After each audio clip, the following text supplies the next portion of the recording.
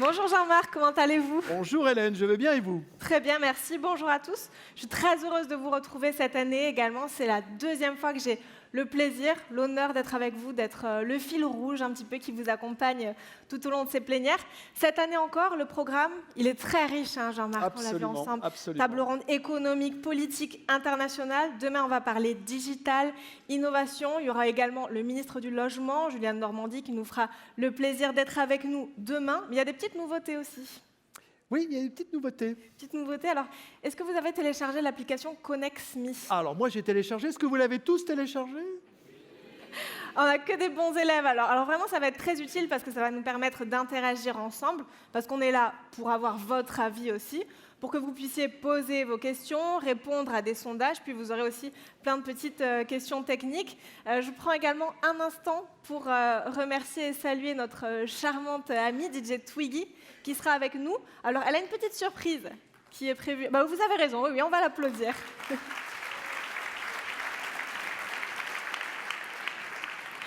Elle a d'ailleurs une petite surprise pour nous. Pour la fin de la plénière, il faudra être encore un peu patient. Une autre nouveauté cette année, certaines de ces séquences seront diffusées en direct, et on se modernise, hein, par Facebook Live. Et c'est le cas pour cette première séquence. Donc bonjour aux internautes qui nous regardent également en direct. Puis si vous êtes d'accord, Jean-Marc, on va débuter tout de suite. Allons-y. Première séquence. C'est vrai que ce congrès, c'est également l'occasion de faire le point, de faire le bilan sur ce qui s'est passé toute cette année 2019. Donc si vous êtes d'accord, on va commencer cette rétrospective avec une première publication de la fin de l'année 2018.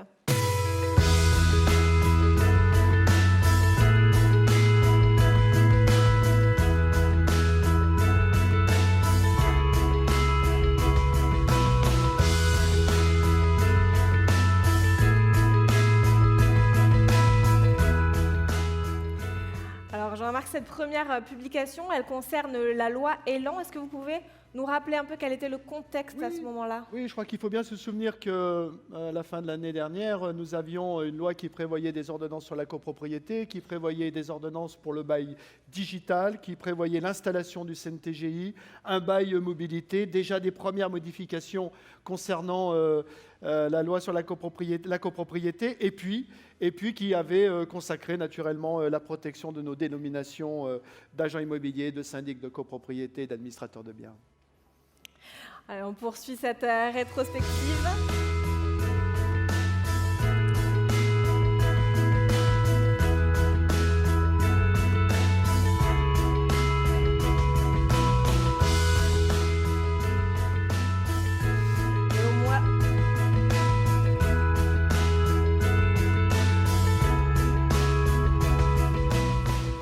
Mois de février 2019, on aperçoit deux publications, ce sont deux campagnes de la FNAIM qui traitent de la concurrence déloyale. De quoi est-ce qu'on parle exactement? Je crois que moi j'ai pris l'engagement de lutter contre toute asymétrie de concurrence. Je pense que c'est le rôle d'un syndicat professionnel.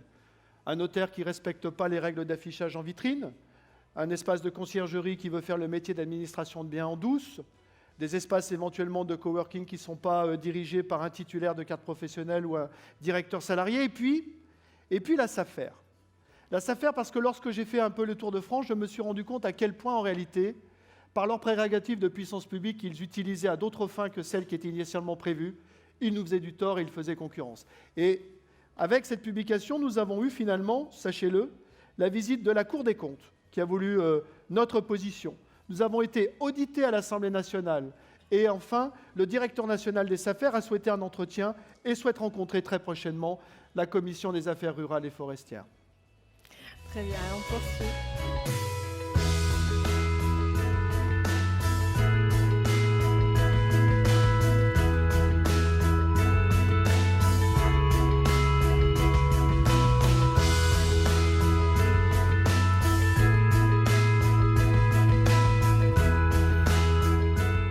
Et donc là, vous voyez, 3 publications du mois de mars 2019. Elles traitent du syndic bashing. C'est vraiment quelque chose que la FNAIM dénonce. On en Écoutez, nous étions avec mon ami Christophe tous les deux dans les bureaux du Premier ministre, enfin avec ses conseillers, où on nous expliquait que celui-ci allait prendre en exemple les syndics devant l'autorité de la concurrence et souhaitait faire par ce biais-là une démonstration que la concurrence n'existait pas avec nous. Nous avons réagi collectivement, nous avons co-signé avec Christophe une tribune dans les Échos.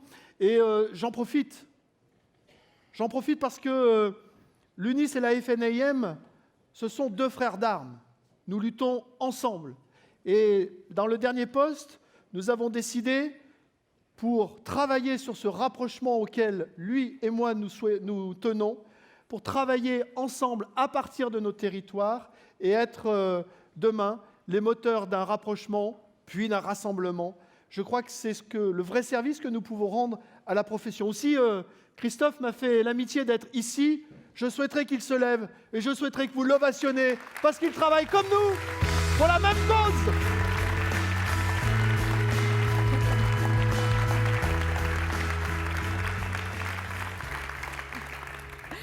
Merci beaucoup. Je tiens juste donc à vous rappeler pour l'application ConnexMe, le mot de passe que je ne vous avais pas donné, c'est très utile. C'est tout simplement Congrès FNAIM. Allez, on poursuit tout de suite avec une publication d'avril 2019.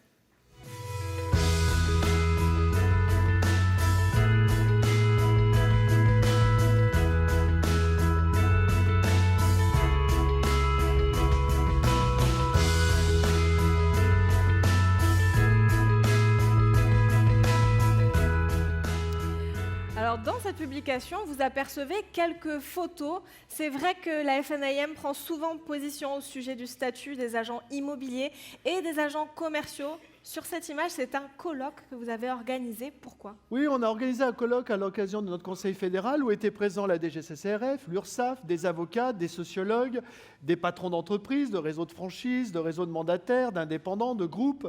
Nous avions également un grand témoin qui s'appelait Laurent Grand-Guillaume, qui a été, si vous vous souvenez bien, l'arbitre entre les taxis et Uber.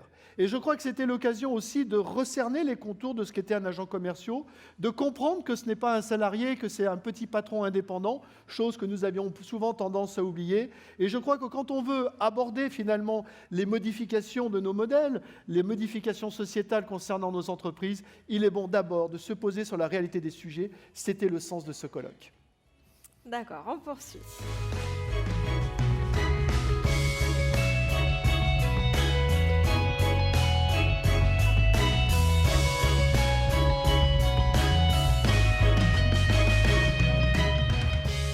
Alors préparez-vous, on a pas mal d'actualités en mai. Celle-là, très importante, peut-être que certains d'entre vous s'en souviennent.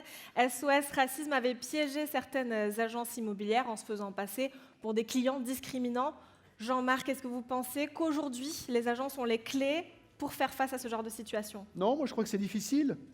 N'oublions pas que le logement est une valeur affective chez les Français. Je pense qu'elle cristallise toutes les crispations d'une société à un moment donné, que nous sommes au milieu des filtres.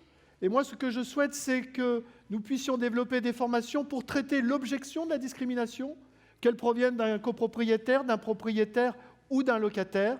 Et c'est l'engagement que j'ai pris en 2020, lorsque le ministre nous a réunis pour discuter avec SOS Racisme de ce problème de discrimination, tout en soulignant, malgré tout, que nous sommes 2 fois moins discriminants que le marché des particuliers. Et on continue.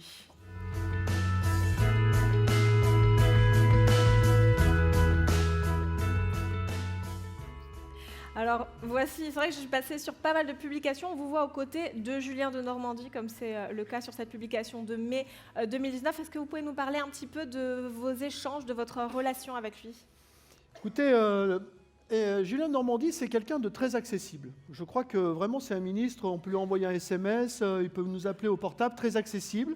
Il lui arrive même qu'un tutoiement lui échappe. Je pense que moi, je dois rester à ma place, c'est-à-dire que je représente un syndicat professionnel, des valeurs patronales, et même si vous pouvez avoir l'impression d'une certaine connivence et complicité, je n'oublie pas le rôle qui est le mien et je saurai prendre mes responsabilités.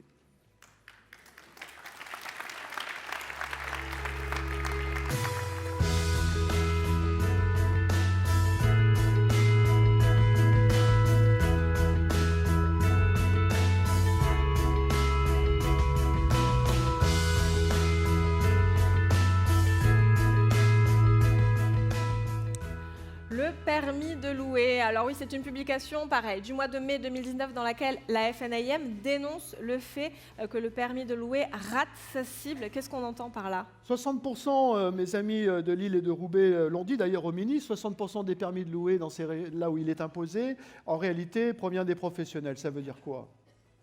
Ça veut dire que les gens malhonnêtes ne déposeront pas de permis de louer. Et donc, comme d'habitude, on rajoute une obligation à l'égard des gens honnêtes en ratant la cible des malhonnêtes.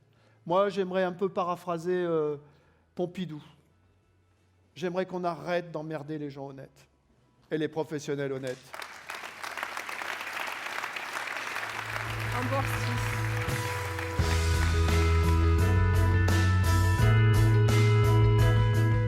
On a aperçu cette petite photo également. La FNAIM à Matignon, mais là, ce n'est pas le ministère du Logement. Qu'est-ce qui s'est passé ? Eh bien, à l'issue des propos tenus par Édouard Philippe, nous avons écrit au Premier ministre pour qu'il nous reçoive. Nous avons été reçus par son directeur adjoint, Thomas Fatome. J'étais d'ailleurs avec Loïc Quentin à cette entrevue. L'entrevue a été un petit peu musclée, mais courtoise. Il y a quand même quelque chose de très important qui s'est passé à ce moment-là. C'est là, à ce moment-là, que nous avons développé notre idée de contrat type et de contrat socle en matière de réforme des syndics. Et c'est ce jour-là que Tristan Barrès et Thomas Fatome ont été convaincus de nos arguments et les ont fait redescendre au ministère du Logement. C'est ce jour-là que nous avons réussi à obtenir cette avancée qui, je le crois, pour les 20 ans qui viennent, vont modifier l'approche syndic. Et on poursuit tout de suite avec une actualité de juin 2019. Emmanuel Macron, notre président, avait dit qu'il ne voulait pas de l'encadrement. Il faut soutenir l'offre et j'ajoute qu'il ne faut pas que soutenir le logement social.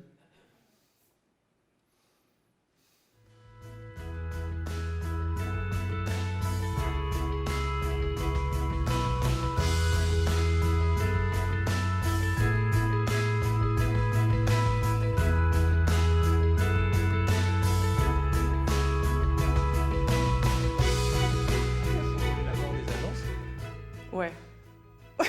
Vous voulez la mort des agences? Au prix auquel elles sont aujourd'hui? Ouais. C'est trop cher, 5,4% du prix de vente. Pour la liberté du client, le client choisit son vecteur en direct, sur PAP, avec nous. Aujourd'hui, force est de constater qu'il est avec nous.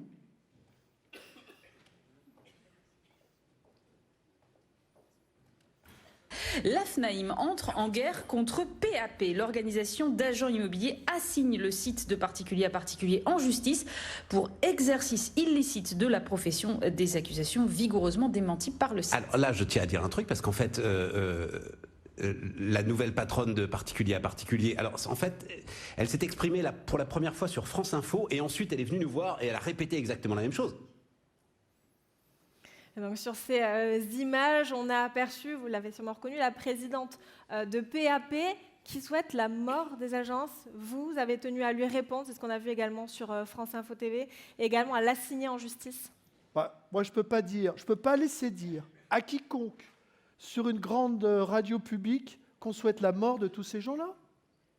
C'est-à-dire qu'on souhaite la mort de toutes ces entreprises-là, qui ont 70% de parts de marché, et sur un marché qui a connu 40% de croissance en volume, et pour lequel il n'y a d'ailleurs aucun problème particulier de sécurité.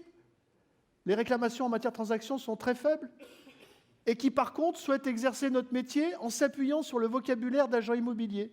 Donc nous l'avons assigné au titre du dénigrement et au titre de l'exercice illégal de la profession. Le problème de PAP, je vais vous le dire, c'est que le marché du particulier s'est effondré, qu'elle est concurrencée par Le Bon Coin, et que sa plateforme est vieillotte. Qu'elle se débrouille, mais qu'elle ne se refasse pas la cerise en insultant notre profession.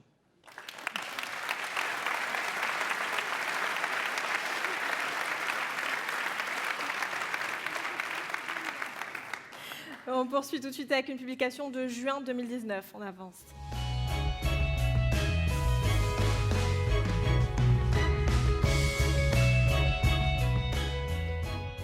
Alors on en revient au sujet du syndic. Ici, c'est les résultats d'une enquête satisfaction des clients vis-à-vis de leur syndic. D'où proviennent ces chiffres? Ils sont très bons. Alors nous avons lancé une très grande enquête auprès de nos copropriétaires. à l'initiative d'ailleurs d'un exemple qui avait été pris qui a été fait dans une chambre, la Loire-Atlantique, et comme quoi on s'inspire du local pour le national, c'est, je pense, le bon moyen. Et donc on a interrogé nos copropriétaires. La CLCV nous rabattait les oreilles avec son enquête copro sur 300 copropriétaires. Nous en avons eu 43 000. 43 000, France entière, qui disent que 65% d'entre eux sont satisfaits de leur syndic. Dans certains départements, c'est 85%.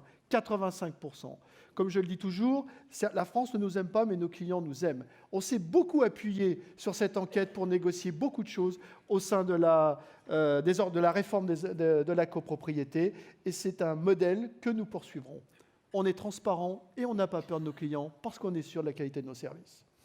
Merci. On va regarder ce qui s'est passé pendant l'été 2019. Acheter, vendre, louer, gérer, qui peut faire entrer dans un spot TV de 20 secondes autant de services? La FNAIM, première organisation professionnelle de l'immobilier avec plus de 10 000 agences en France. La Fédération nationale de l'immobilier vous accompagne en toute sécurité et vous donne rendez-vous sur fnaim.fr pour consulter plus de 400 000 annonces. Alors, on est maintenant à la moitié. Qu'est-ce qu'on quasiment. constate? On constate un marché de près d'1 million de transactions cette année qui sera un record absolu.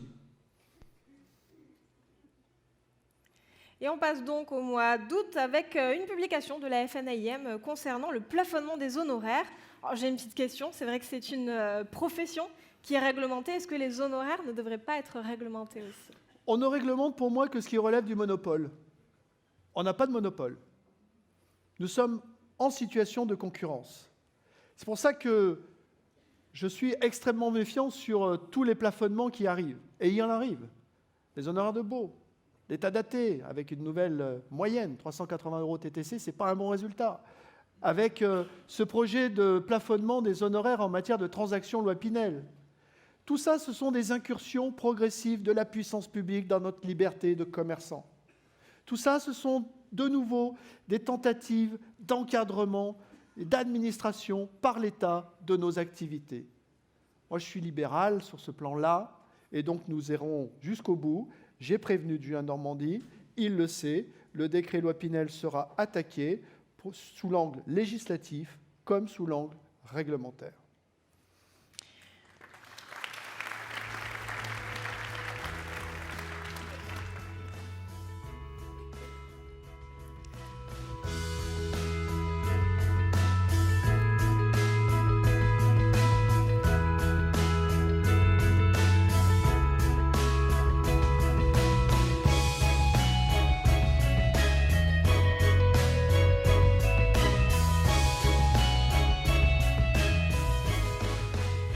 Alors, cette petite photo du mois de septembre 2019, elle a été prise à Roubaix.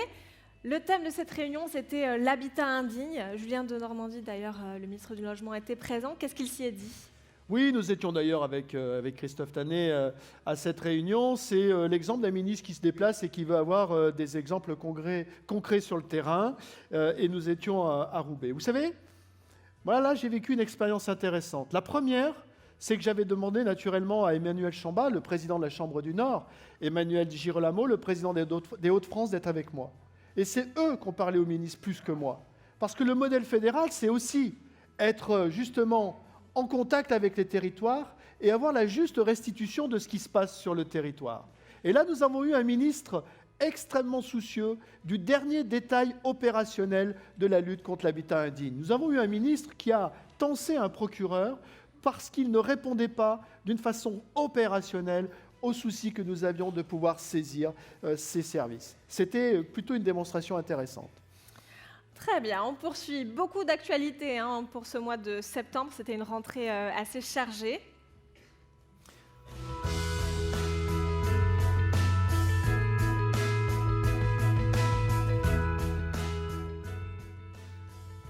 Alors, le 25, le CNTGI s'est réuni à 9 reprises pour examiner le projet de loi sur la copropriété. Monsieur Julien Denormandie est venu à la dernière réunion. Est-ce que le CNTGI, c'est important pour vous? Moi, je pense que c'est très important. D'ailleurs, il faut savoir que c'est la Fédération qui a présenté l'amendement actuel qui a été voté dans la loi Elan. C'est très important parce que, comme je le dis, ça chapeaute une structure, enfin on va dire une conception de notre profession, et en même temps ça nous permet finalement vis-à-vis des pouvoirs publics d'avoir une forme de consistance plutôt intéressante sous la remarquable présidence du professeur Périnet Marquet qui je crois a assis vis-à-vis de l'administration la crédibilité du CNTGI. 27 heures de réunion pour la loi sur la copropriété, nous aurons bien d'autres sujets. Le fait que le ministre soit venu est naturellement un signe de reconnaissance fort et donc d'utilité du CNTGI. Alors on ne peut pas voir toutes les actualités, forcément il y en a eu trop. Cinq petites encore qui ont vraiment été des temps forts de cette année 2019. On poursuit au mois de septembre 2019.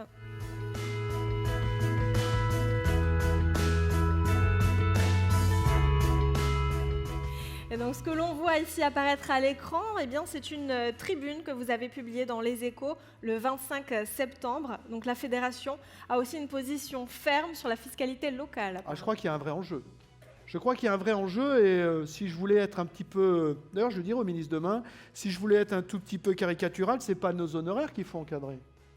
Ce n'est pas les loyers qu'il faut encadrer. C'est les taxes foncières qu'il va falloir encadrer.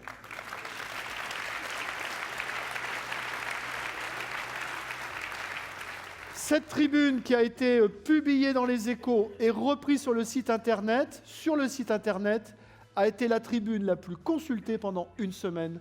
Et je trouve que c'est quand même intéressant pour la Fédération.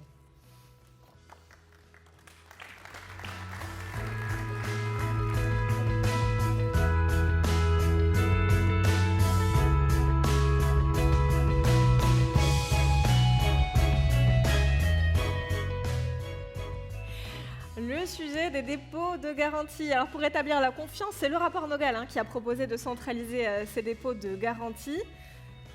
On en parle, beaucoup d'encre qui coule à ce sujet, mais ce n'est pas une idée nouvelle. Qu'est-ce qui se passe? Non, mais je crois qu'il était... j'ai publié cette tribune dans les AGFI et finalement, Michael Nogal, lorsque je l'ai rencontré le 3 octobre, me l'a reproché. Je crois qu'on a marqué la ligne rouge. Les lignes rouges, c'est que le dépôt de garantie, encore une fois, fait partie d'un ensemble qui correspond à la confiance que l'on accorde aux administrateurs de biens. Et j'ai marqué clairement le fait qu'il était inconcevable d'avoir un double langage à notre égard. C'était, voilà, on ne peut pas dire on est tiers de confiance, mais par contre, pour les dépôts de garantie, excuse-moi, je te les pique parce que, non, là finalement, là, non. Là, t'es pas... Voilà, donc ça suffit. Et puis, nous avions à marquer également, encore une fois, le fait que nous devions être reconnus pour ce que nous sommes dans nos diversités, avec la capacité à être en situation d'accéder à tous les outils qui pourraient être issus du rapport Nogal. Cette affaire n'est pas finie. Nous avons le 27 novembre une restitution du projet de loi Nogal. Vous le savez, je n'irai pas, mais la fédération sera représentée. Mais nous allons être extrêmement vigilants et sans doute d'ailleurs unis sur cette question-là, tout en n'oubliant pas l'objectif qui est louable et pour lequel nous devrons répondre. On verra ce que le ministre nous dira demain. Et on poursuit tout de suite.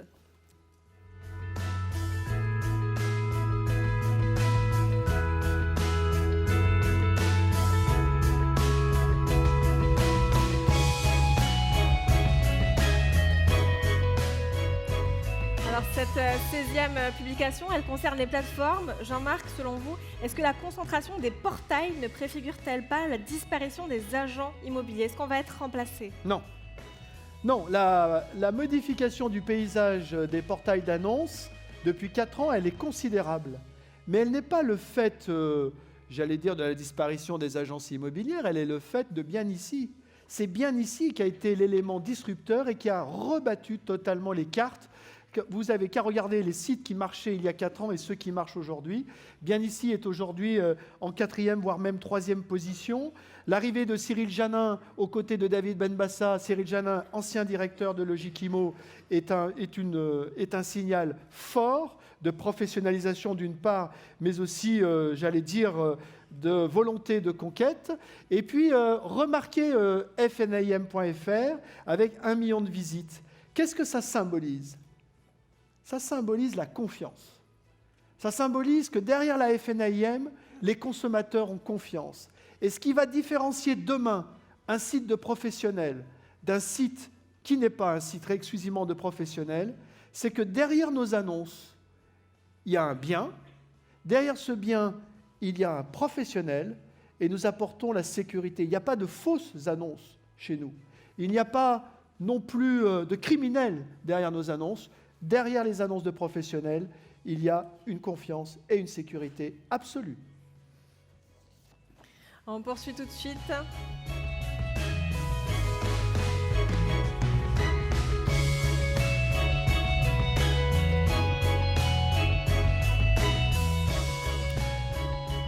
Et donc également au mois d'octobre 2019, c'était à nouveau le sujet de la réforme de la copropriété. Là, vous annoncez des avancées concrètes. Est-ce que vous pouvez nous en dire un petit peu plus? Oui, 27 heures de réunion, je crois qu'on a fourni un vrai travail. Je dirais plusieurs choses. La première, c'est qu'on est resté sur un modèle de la copropriété que nous connaissons, excite des conseils d'administration, excite la présence du locataire en assemblée générale, excite éventuellement l'expert comptable pour approuver nos comptes.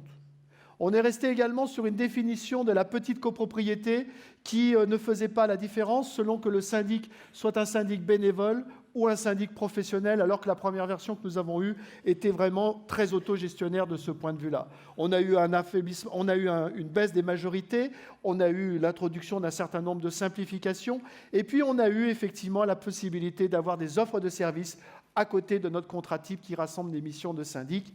Et puis enfin, nous avons inscrit dans la loi le fait que le conseil syndical, responsable de la mise en concurrence, s'il ne respectait pas les processus de cette mise en concurrence, cela n'avait aucune influence sur la validité de notre contrat. Mais le plan pluriannuel de travaux, qui était finalement, je trouve, la mesure originale et, à mon avis, pertinente par rapport à nos enjeux énergétiques, a disparu, n'a pas passé la rampe du Conseil d'État. C'est quand même dommage, alors qu'elle avait fait l'unanimité. On va, je crois, remettre l'ouvrage sur le travail pour que cela puisse se faire. Allez, on poursuit avec les 2 dernières publications.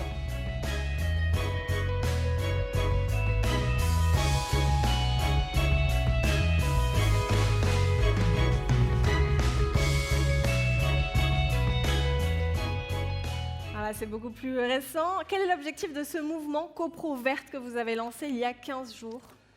Alors ce mouvement, c'est d'abord le fait que la fédération s'est alliée avec Qualitel sous l'impulsion de Benoît Fauchard pour gagner un appel d'offres financé par des C2E émanant du ministère de la Transition énergétique. Et cet appel d'offres nous impose de former 1200 syndics et près de 6000 collaborateurs et 60 000 copropriétaires. Cette formation, elle est quasiment gratuite pour tous les syndics de France. Et je crois que c'est un engagement fort et citoyen. Et si j'ai envie d'être un peu plus dans le domaine du marketing, j'inviterai bien tous les syndics FNAIM à se positionner tout de suite derrière ce mouvement, parce que c'est un enjeu pour les nouvelles générations, c'est un enjeu pour nos copropriétaires aujourd'hui, et c'est un positionnement sociétal d'avenir. Et là, on a également la loi énergie-climat. Là, vous vous êtes fâché. Écoutez, moi, je me suis fâché parce que moi, le concours des bobos qui votent la confiscation du prix des ventes d'un bien classé F ou G pour le redonner à l'acquéreur pour qu'il fasse des travaux, je veux dire, on a eu quand même les gilets jaunes, où les mecs, on leur a expliqué que leur diesel valait plus rien, et c'est les mêmes à qui on dit, ta maison qui est un TF et G, non plus, elle ne vaut plus rien, allez, le prix, non. Je crois qu'à un moment donné, il faut être sérieux.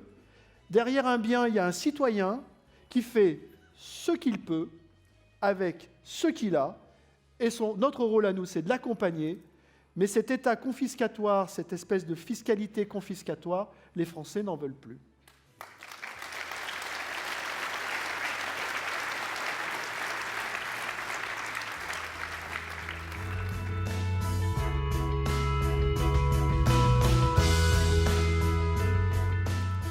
On arrive maintenant à la fin de ces actualités. De nouveaux adhérents qui font confiance à la FNAIM. C'est la famille qui s'agrandit. C'est toujours avec toute l'énergie que l'on déploie avec notre équipe, avec l'énergie que déploient tous nos présidents de chambre avec leur conseil d'administration. Je trouve qu'avoir 617 nouveaux adhérents, c'est une récompense. Ça veut dire que notre positionnement est sans doute compris, qu'il est juste. Ça fait que nous avons 350 nouveaux adhérents nets entre les départs et les nouveaux. Eh bien ça, il faut tous ensemble en être satisfaits, tous ensemble être conscients que c'est le fruit d'un travail, et puis espérer que l'année prochaine, nous en ayons 800 de plus. En tout cas, c'est l'objectif qu'on peut se fixer. Mais merci beaucoup.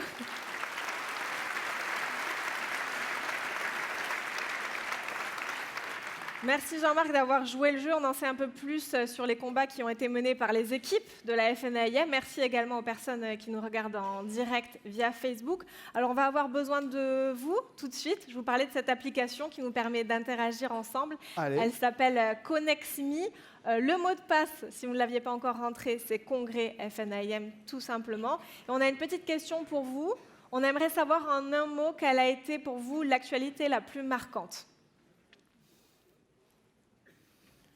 Alors, on va avoir un nuage de mots, Jean-Marc, vous allez voir, qui devrait s'afficher sur un des écrans. Vous pouvez juste écrire un mot, on saura de quelle actualité vous parlez.